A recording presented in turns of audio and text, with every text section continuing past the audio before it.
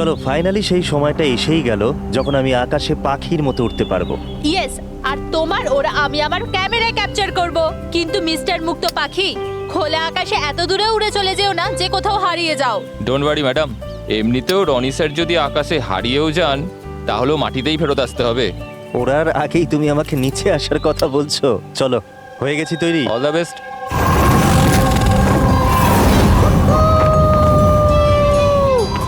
Yes, this is so much fun! Oh my god! Yes, come on, keep going, keep going. Aya, I love you! Roni, I love you too. Wow, মনে হচ্ছে না ভালোই experience আছে। Of course, আমেরিকাতে ও অনেক adventure sports try করেছে, bungee jumping, paragliding, আরো অনেক। ইন্ডিয়াতে কোনো কিছু ট্রাই করেনি, আর যখন ইন্ডিয়াতে এসেছেই সারাদিনের জন্য, তো কেন কিছু ট্রাই করবে না?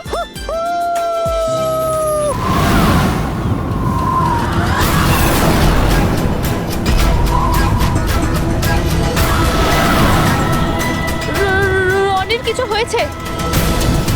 চল, রনির কিছু হয়েছে, দেখো।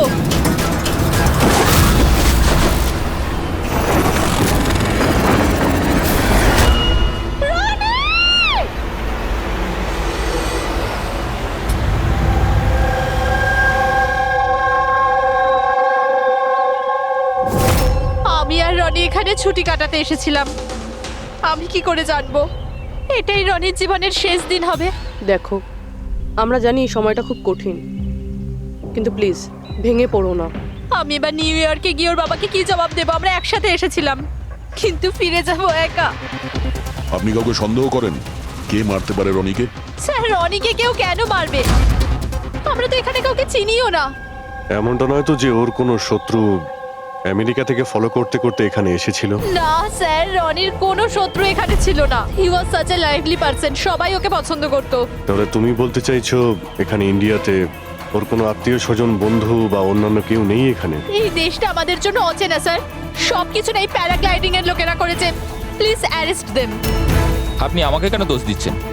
এটা আমাদের রুজি রুটির ব্যাপার, আমি কেন মারতে যাব ওনাকে? তাহলে কে মেরেছে রনিকে? স্যার, এটা তো আমিও বুঝতে পারছি না। 3000 ফুট উচ্চতায় গুলি কি করে চললো? কেই বা চালালো? তাহলে রনি 3000 ফুট উঁচুতে উঠছিল? হ্যাঁ স্যার, আমি নিজে গিয়ার চেক করেছিলাম, আর কোনো প্রবলেম ছিল না তার মধ্যে। আর ওর আশেপাশে কাউকে উঠতে দেখেছো? আশেপাশে না স্যার, কেউই ছিল না। আকাশ একদম পরিষ্কার ছিল, চারপাশটাও পরিষ্কার ছিল, আর উনি ওনার রাইড এনজয় করছিলেন। কিন্তু হঠাৎ বুঝতে পারলাম না কি হলো, একদম দড়াম করে নিচে এসে পড়লেন। এই যে ক্ষতটা দেখছো, আমার মনে হচ্ছে অনেক দূর থেকে গুলি চালানো হয়েছিল, হয়তো কোনো রাইফেল দিয়ে। হ্যাঁ, রাইফেলই হবে, কারণ যে হাইটে এই উড়ানটা উড়ছিল ওখান থেকে তো কোনো শার্প শুটারই গুলি চালাতে পারে, কোনো রাইফেল দিয়ে।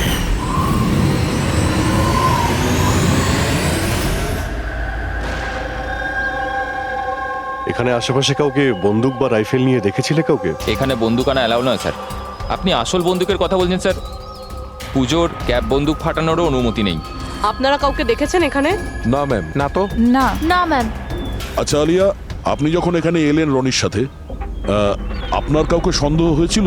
মানে কেউ আপনাদের ফলো করছে, এমন কোনো লোক যে গন্ডগোলের মনে হচ্ছে? না স্যার, এরকম তো কেউ ছিল না। তাহলে কি গুলি আকাশ থেকে চলেছিল নাকি? স্যার, আমি তো বললাম রনি স্যারের আশপাশে তো কেউই উড়ছিল না, তাহলে আকাশ থেকে গুলি চালালো কে? হ্যাঁ স্যার, আকাশে কেউ ছিল না। আপনি চাইলে এই ফুটেজগুলো চেক করতে পারেন। এখানে কেউ নেই ওর সাথে।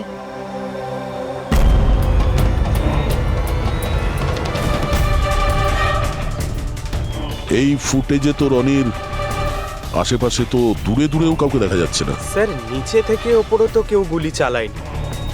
ইনি বলছেন যে যখন ও ওপরে উঠছিল কেউ ওর আশেপাশে ছিল না, ওপর থেকেও কেউ গুলি করতে পারবে না।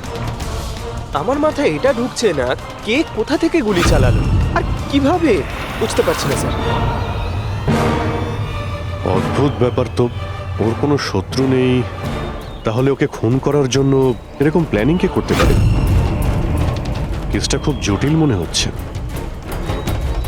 কোনো বাঁকা লোককে এখানে পাঠিয়ে দিই, বাঁকা প্রমাণ, হয়তো সে কিছু পেতে পারে।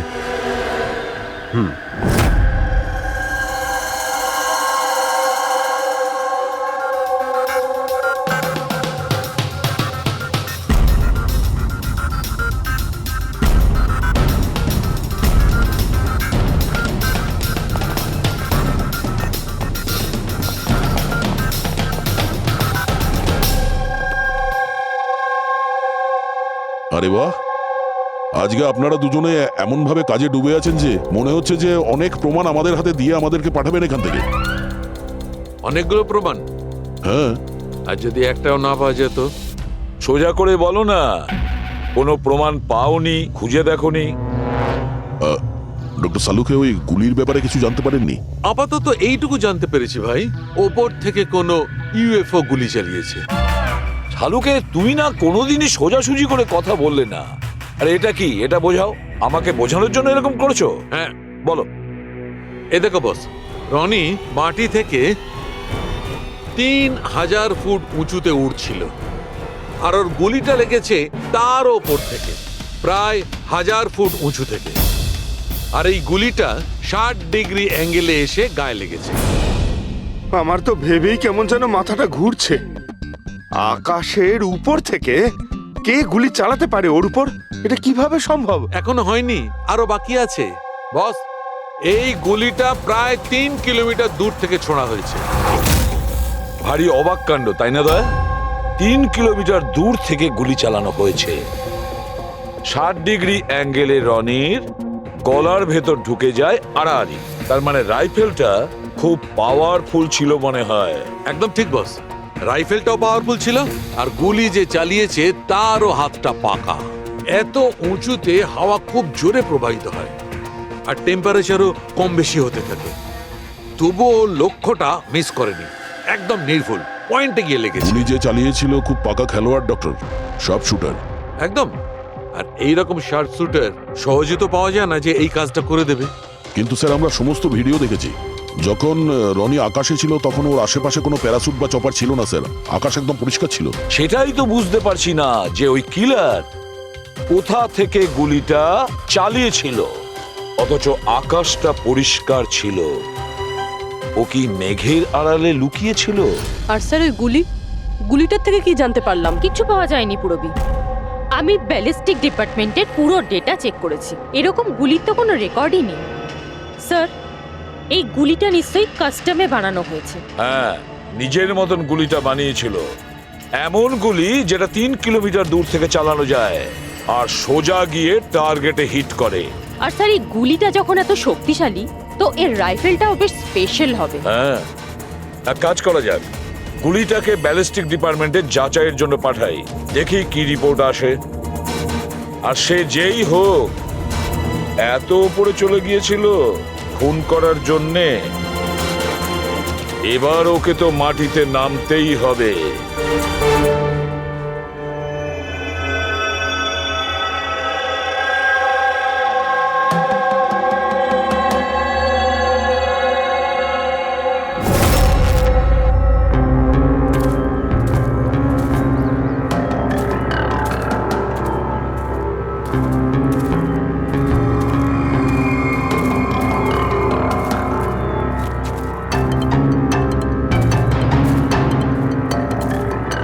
ব্রাদার, উই ক্যান ডু ইট।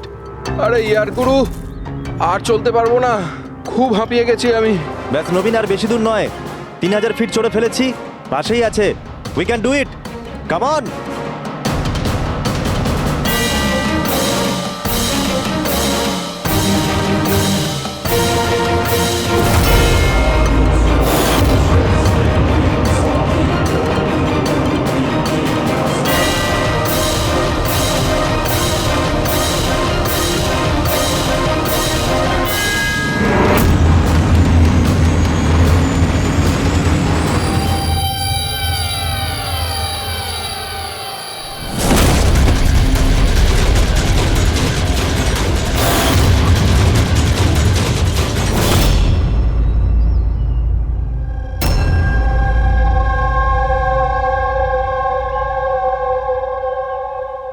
এমন মনে হচ্ছে যে রনির মার্ডারের ফটোকপি দেখছি। 3000 ফিট উপরে ঠিক ওরকমই গুলি মেরেছে, মাথার পেছনে। একেও একইভাবে গুলি চালিয়েছে। আচ্ছা, তোমরা যখন ট্রেকিং করছিলে, এই হিতেনের পিছনে কেউ কি ছিল? না স্যার, হিতেনই সবার পিছনে ছিল স্যার। স্যার, এই দেখুন ফুটেজ। স্যার, এটা ওই জায়গায় যেখানে এই সব কিছু হয়েছে। অদ্ভুত তো, পিছনে তো খোলা আকাশ রয়েছে, এমন কোনো জায়গা নেই যেখান থেকে গুলি করা যায়। তাহলে ওর গুলি লাগলো কি করে? দুটো কেসেই ধরা যাচ্ছে না যে গুলি কোথা থেকে চলেছে।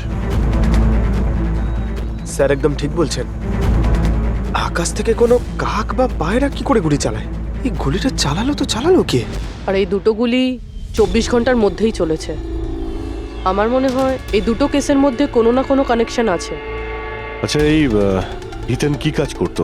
স্যার কলেজ স্টুডেন্ট ছিল স্যার, মুম্বাই গ্র্যাজুয়েশন করতে এসেছিল স্যার। ট্রেকিং এর অনেক শখ ছিল ওর। অভিজিৎ, বুঝতে পারছি না যে কেউ একজন কলেজ স্টুডেন্টকে মারার জন্য এত প্ল্যান করবে কেন। সেটাই তো, প্রথমে রনি আর এখনই হিতেন।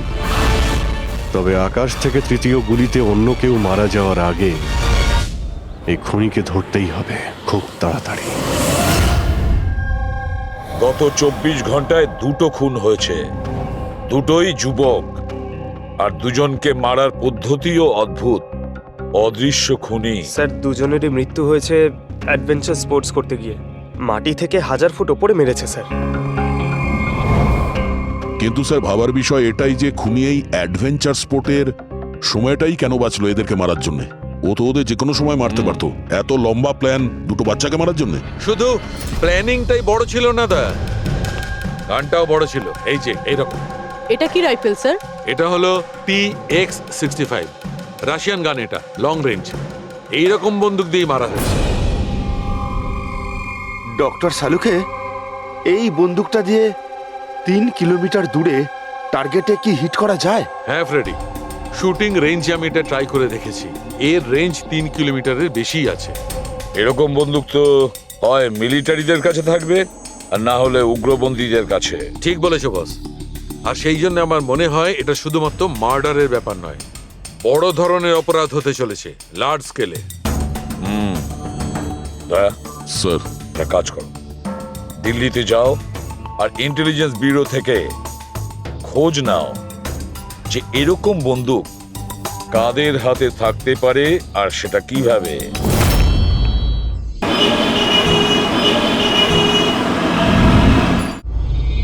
এই সমস্ত খুন এই রাইফেল দিয়েই হয়েছে।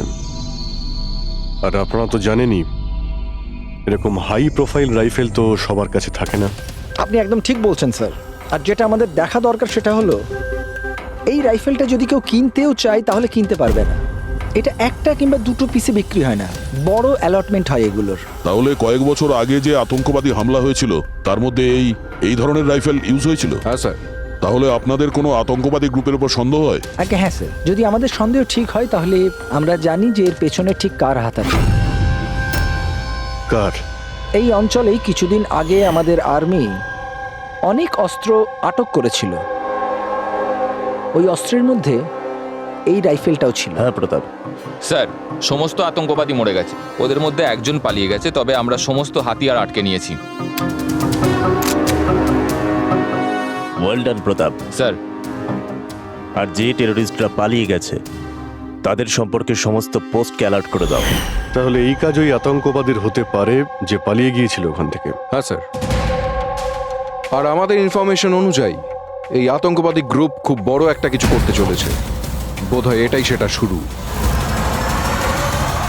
এই দুটো অপরাধ সাধারণ কোনো খুন নয়, এটা নিশ্চয়ই কোনো বড় সড় ষড়যন্ত্র, কোনো দুষ্কৃতী আক্রমণ ঘটতে চলেছে। হ্যাঁ স্যার।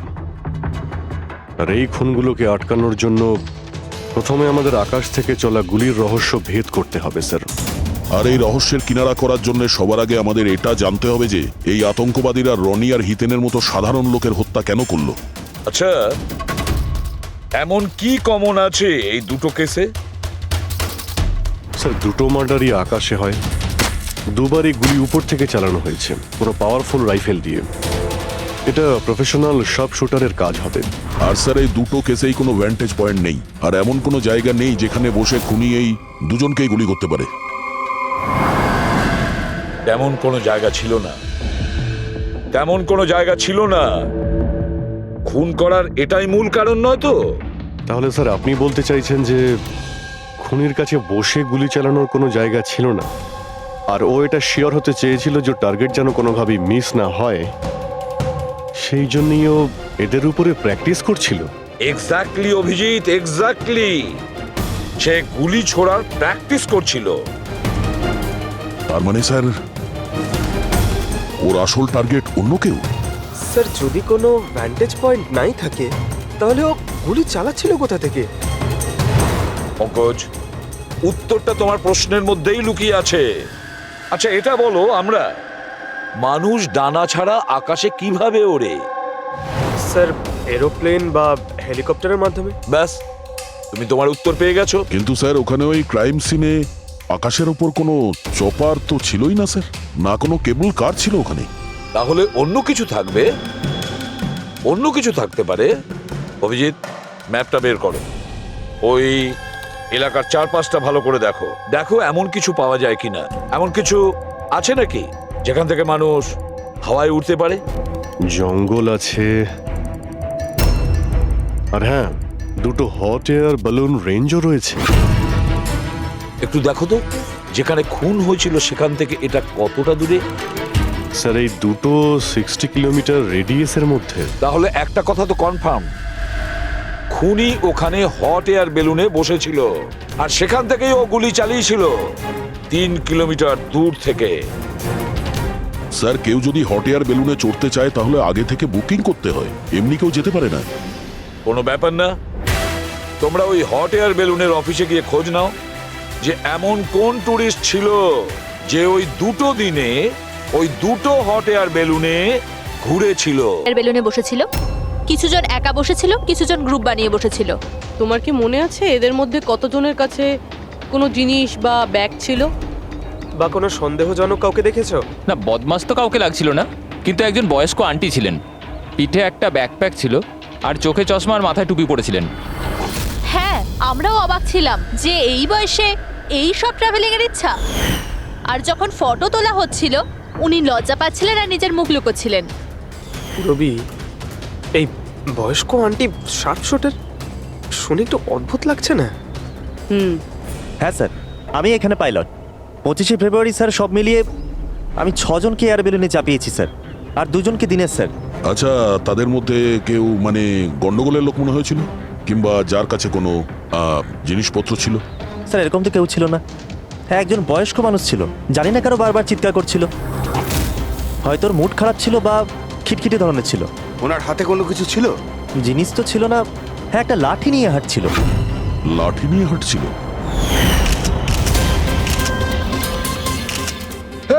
তোমাদের সাহস কি করে হলো আমার ছবি নেওয়ার, আমাকে জিজ্ঞেস না করে? কিছু ভদ্রতা আছে না নেই? ওরাও ওগুলো ওরাও।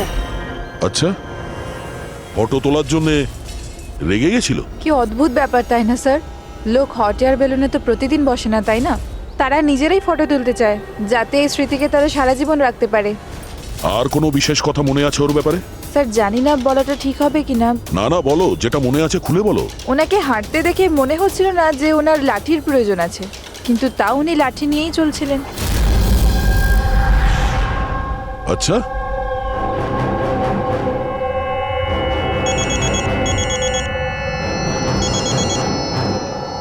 হ্যাঁ স্যার। কিছু জানতে পারলে? স্যার এখানে একজন বয়স্ক মহিলা এসেছিল আর তার হাতে একটা ব্যাকপ্যাকও ছিল।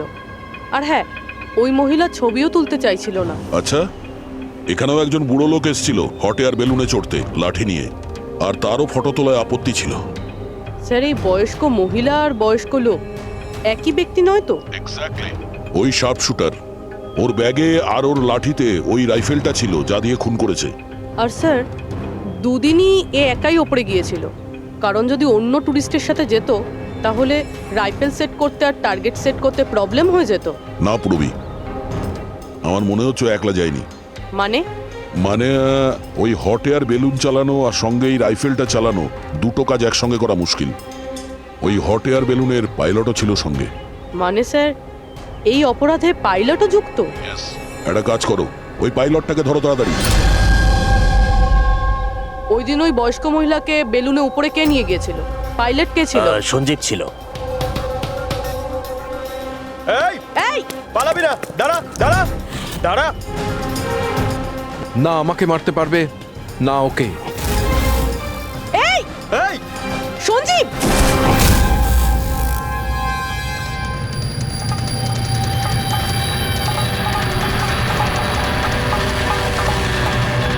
আরে তো প্রাণ দেওয়ার জন্য একদম তৈরি ছিল।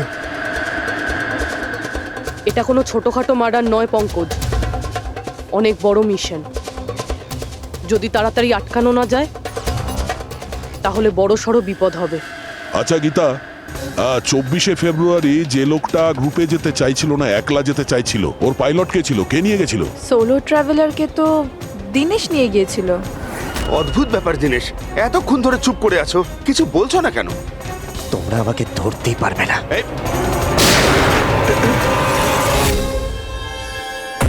এখন যমরাজ তোকে অ্যাপয়েন্টমেন্ট দেওয়ার মুডে নেই। যতক্ষণ না আমাদের প্রশ্নের উত্তর আমরা পাবো, তোকে বেঁচে থাকতে হবে। চল। মারো, যত পারো মেনে নাও, আমার কিচ্ছু যায় আসে না। আর তাছাড়া তোমাদের এই আইনের কমজোরি থাপ্পড়ে এত শক্তি নেই যে আমার অপরাধের মজবুত হাড়কে গলাতে পারবে, বুঝলে? তোমার ওপর যদি টর্চার করতেই হতো তাহলে ওর জন্য তো 2 মিনিটের কাজ আমাদের কাছে। কিন্তু তারপর মনে পড়ে তোমার পরিবারের কথা, তোমার বোন। পরের মাসে ওর বিয়ে না? কেমন লাগবে ওর যে ওর বিয়ে হচ্ছে আর বিয়ের পরে ওর ভাই এই পৃথিবীতে নেই? হ্যাঁ, আর তোমার মা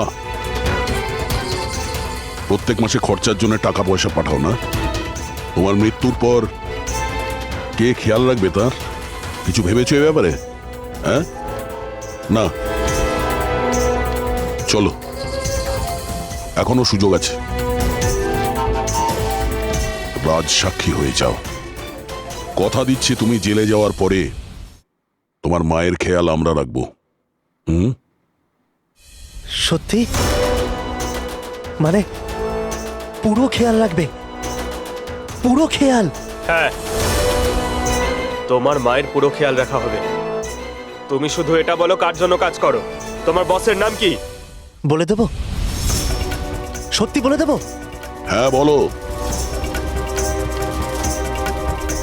আমি যার জন্য কাজ করি না, যে আমার বস, স্যার, তার নাম হলো এসিপি প্রদ্যুম্ন।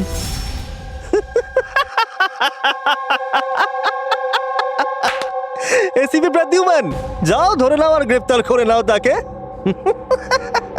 বলেছিলাম না আমি কিচ্ছু বলবো না, যা করার আছে করে নাও।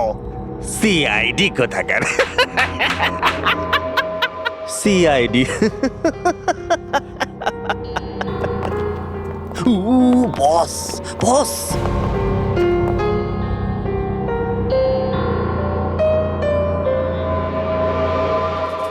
কোনো ব্যাপার না, কিচ্ছু বলতে হবে না। এখন না তোমাকে কিছু জিজ্ঞাসা করব, কিছু বলার জন্য তোমাকে আমরা জোর জবরদস্তিও করব না, কিচ্ছু করব না। শুধু একটাই কাজ করব,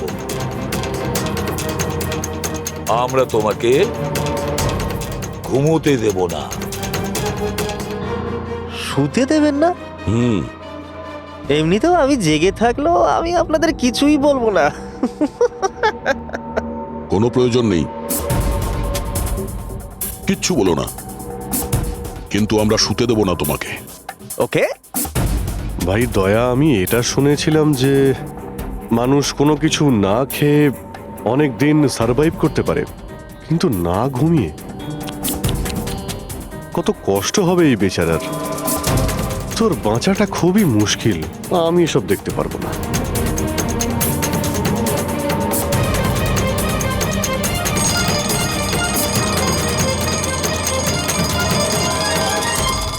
সময় কাটানোর জন্য খুব ভালো হবে, তাই না? তোর জীবনের শেষ মুহূর্তগুলো তুই এই কাঁটার সঙ্গে গুনতে থাকবি, ঠিক আছে? Thank you. ওকে ঘুমোতে দিও না।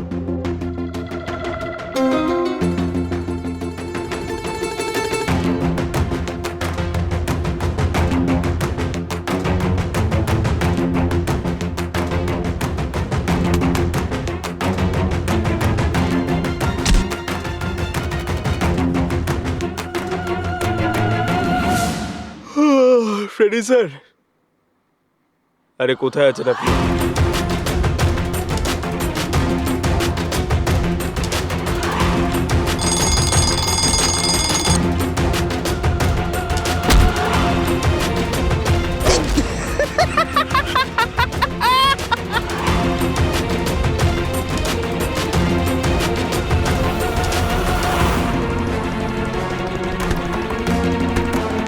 যতক্ষণ না মুখ খুলবি চোখের পাতা এক করবি না, বুঝলি? 5 মিনিটের জন্য নয়। চল। না 1 মিনিট 1 মিনিট তো শুতে দাও। 1 সেকেন্ড, শোবো না একদম, শোবো না একদম। এই, শোবো না আমি।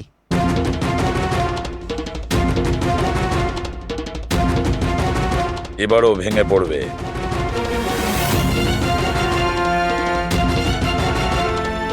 সবকিছু বলতে বাধ্য হবে।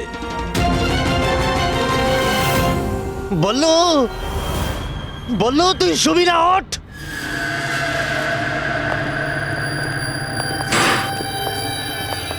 এই ঘুমোতে চাস? আর ওকে একটু ঘুমোতে দাও। কি প্রবলেম তোমাদের? ঠিক আছে, তোমাকে ঘুমোতে দেবো আমরা।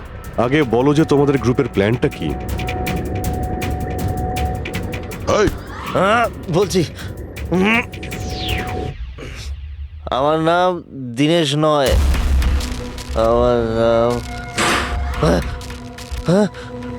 আমার নাম বল্লু। দীনেশ নয় আমার নাম। আর আমাকে স্পেশালি এই মিশনের জন্য তৈরি করা হয়েছিল। আর যে 2টো মার্ডার হয়েছিল না, ওটা প্র্যাকটিস ছিল। আমাদের আসল মিশন হলো ওকে মারা। আর ওই যে ওকে কি যেন নাম, স্টিভ মার্টিন। ওই শান্তির দূত যে সম্প্রতি ভারতবর্ষে এসেছে দেশে শান্তির বার্তা নিয়ে, যাতে সমগ্র বিশ্ব এই বার্তাকে সমর্থন করে, যাতে উগ্রপন্থীরা শেষ হয়। এসিবি, আমরা চাই না যে আতঙ্কবাদ কখনো শেষ হোক। আর স্টিভ মার্টিন তো মরবেই, তোমরা কিচ্ছু করতে পারবে না। আর আর যদি তোমরা বাঁচিয়েও নাও না, আমরা স্টিভ মার্টিনকে খতম করে দেবো একেবারে। আমাদের যে শার্প শুটার আছে না, একদম পাক্কা নিশানা তার। কোথায় মারবে ওকে আর কখন?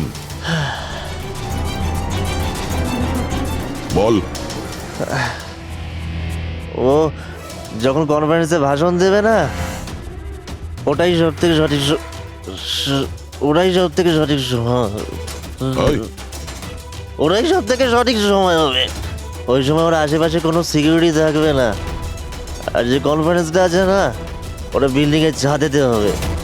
তো ওই হট এয়ার বেলুনেতে আমাদের শার্প শুটার যাবে আর ওখানেই গুলি মারবে। কনফারেন্স ঘন্টাখানেকের মধ্যে শুরু হবে। এখন তাড়াতাড়ি ওখানে আমাদের পৌঁছতে হবে।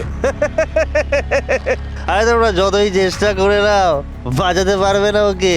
আর হ্যাঁ, তোমরা যদি বাঁচিয়েও নাও না, তাহলে আমরা আবার প্ল্যান করব, দ্বিতীয়বার মারবো। কে মারবে? কিরকম দেখতে ও? আরে আমি ওর মুখ দেইনি এখনো পর্যন্ত। যখনই আসে ছদ্মবেশে আসে। তোমরা কি একে হসপিটালে নিয়ে যাও তাড়াতাড়ি। স্যার, আমরা কি হট এয়ার বেলুনটা আটকাতে পারি না যতক্ষণ এই কনফারেন্স শেষ হচ্ছে? না ফেডরিক, এই সব কিছু বন্ধ করা যাবে না। আজকে আটকালে কালকে অন্যরকম প্ল্যান করবে। আজকের প্ল্যান আমরা জানি, আজই ওদেরকে ধরবো।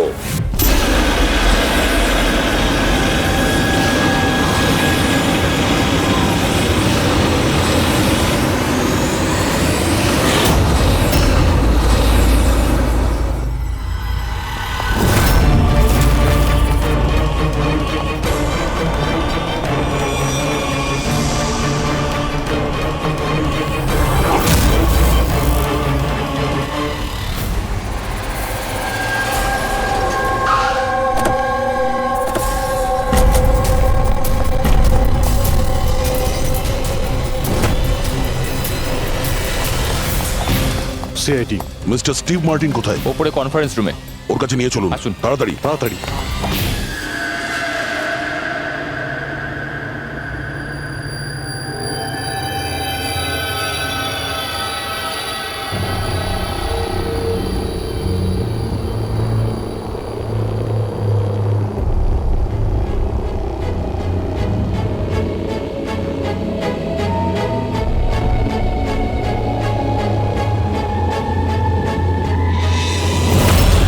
স্যার এখানে 4টে বেলুন আছে, দুটো ওপরে আছে আর দুটো রেডি হচ্ছে। আমার সামনে যে বেলুনটা আছে স্যার, ওতে একটা কাপল আছে আর ওই ছেলেটার কাছে ব্যাকপ্যাক আছে। নজর রাখো ওদের উপরে। কারা কারা আসছে কারা কারা যাচ্ছে সবাইকে ফলো রেখো, ওকে?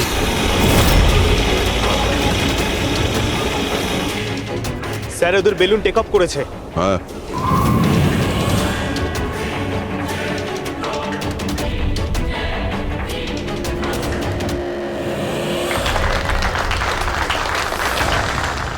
এই দুনিয়াতে টেরোরিজম কেন আছে, এই প্রশ্নটা আমাদের জানা দরকার। আর এই টেরোরিজম তখনই বন্ধ হবে যখন সব দেশ একসাথে ভাই ভাই হয়ে থাকবে। টেরোরিজমকে আমাদেরকে গোড়া থেকে উপরে ফেলতে হবে।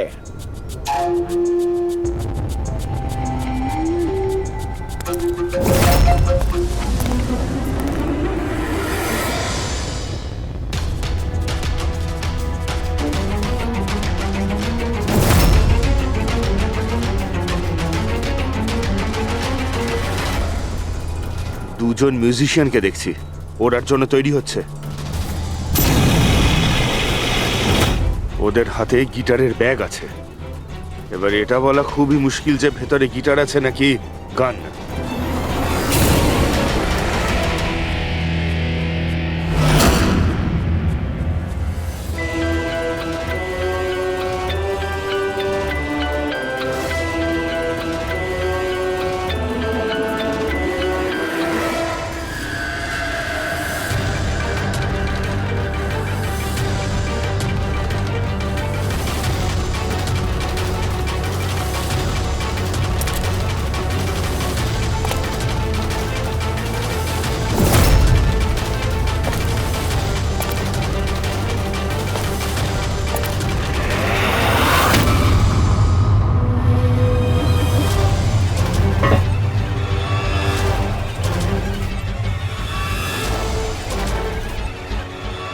স্যার আরও একটা লোক এসছে, ওর কাছে একটা ব্যাকপ্যাক আর একটা ক্রাচ রয়েছে।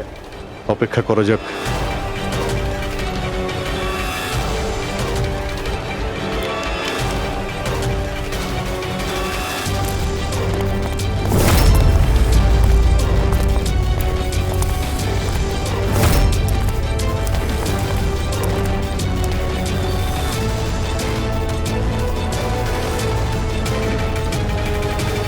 স্যার ক্যামেরা ক্রু এসেছে, ওদের কাছে আবার দুটো ব্যাগ। Camera crew?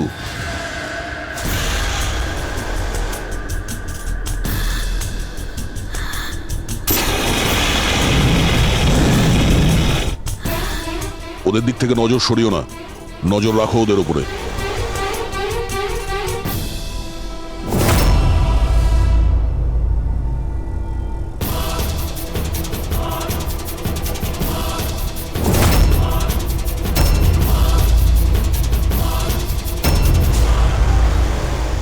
স্যার এখানে তো অনেক বেলুন উঠছে। সুইসাইড বম্বিং কি এটা? কেউ নিজের খুশিতে নিজের প্রাণ কি করে দিতে পারে? জীবন precious. Oh no, we need to respect এতগুলো বলুন, এর মধ্যে আমরা যেটা খুঁজছি সেটা কোনটা?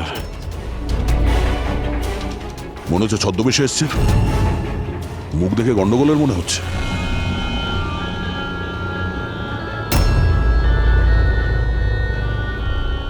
দয়া, ওই দুটোর উপর নজর রাখো। আমরা যেন সব সময় একটা কথা মনে রাখি, ওয়ার্ল্ড ওয়ার 1 আর ওয়ার্ল্ড ওয়ার 2।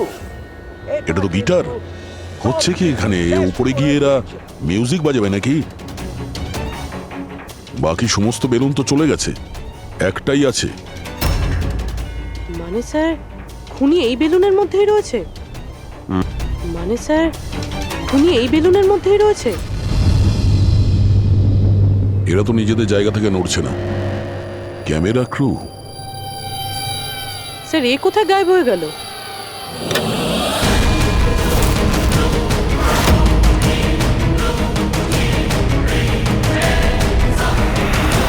স্যার এর কাছে তো রাইফেল রয়েছে, যেমনটা সালুমকে স্যার বলেছিল। অভিজিৎ,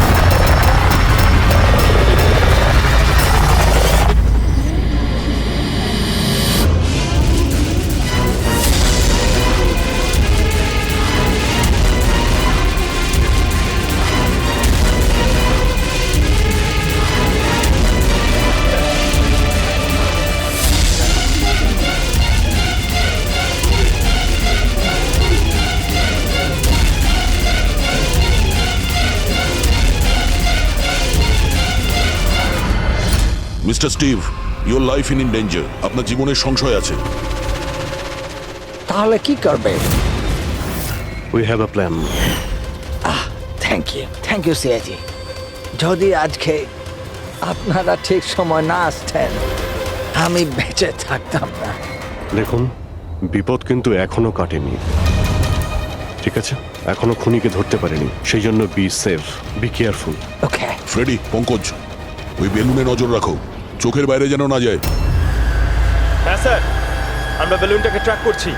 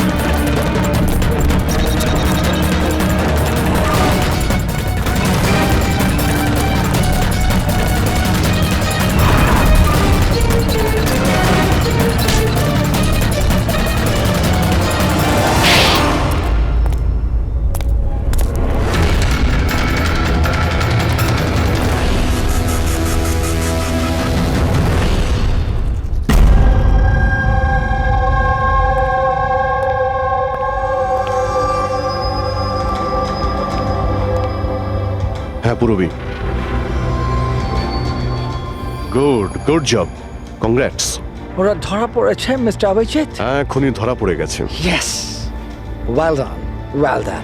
সিআইডি অনেক বছর ধরে এই দেশের সেবা করে চলেছে, আর আজকে আরেকবার আপনারা একটা ভয়ঙ্কর টেররিস্টকে ধরেছেন। আজ আমরা একজনকে ধরেছি, এরপরে পুরো গ্রুপটাকে ধরে ফেলবো। Mister Steve, we are very proud of you. এই সমাজে আপনার মতো মানুষদেরই দরকার, যারা আপনার মতো সাহসী আর সৎ।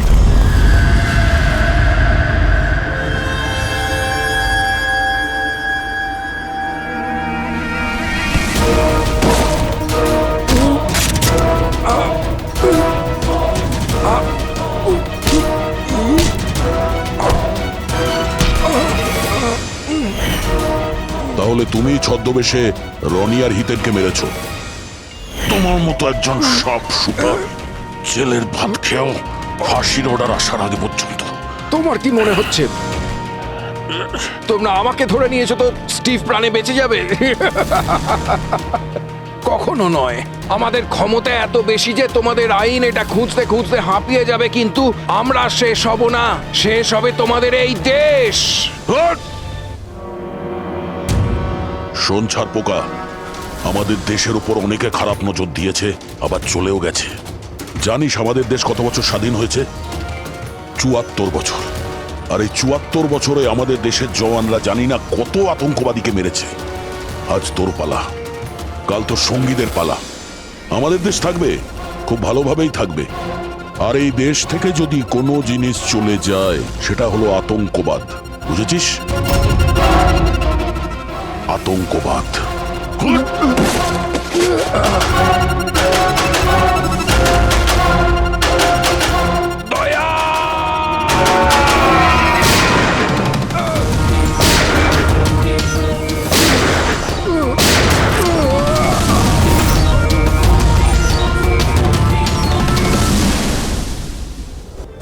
আতঙ্কবাদী পিঠেই গুলি মারবি, আমরা এখানে গুলি খাই, এখানে।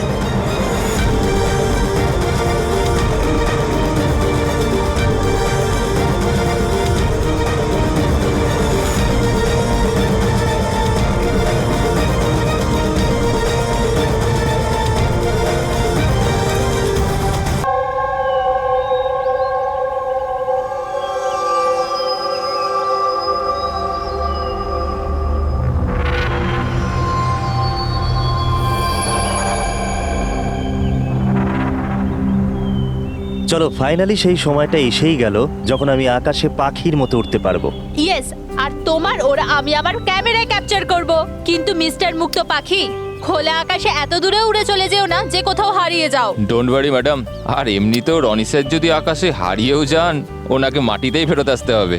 ওরার আগেই তুমি আমাকে নিচে আসার কথা বলছো। চলো, হয়ে গেছি তৈরি। All the best.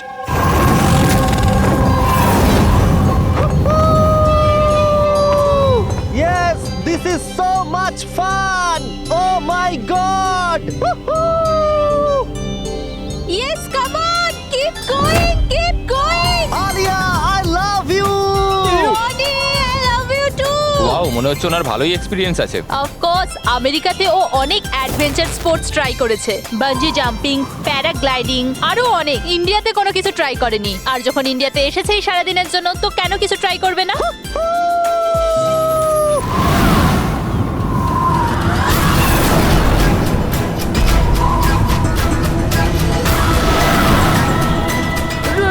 রনির কিছু হয়েছে। চল, রনির কিছু হয়েছে, দেখো।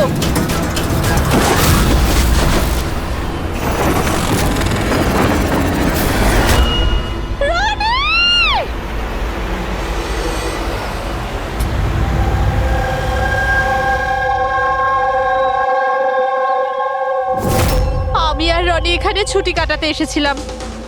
আমি কি করে জানবো এটাই রনির জীবনের শেষ দিন হবে? দেখো, আমরা জানি এই সময়টা খুব কঠিন, কিন্তু প্লিজ ভেঙে পড়ো না। আমি এবার নিউ ইয়র্কে গিয়ে ওর বাবাকে কি জবাব দেবো? আমরা একসাথে এসেছিলাম, কিন্তু ফিরে যাবো একা।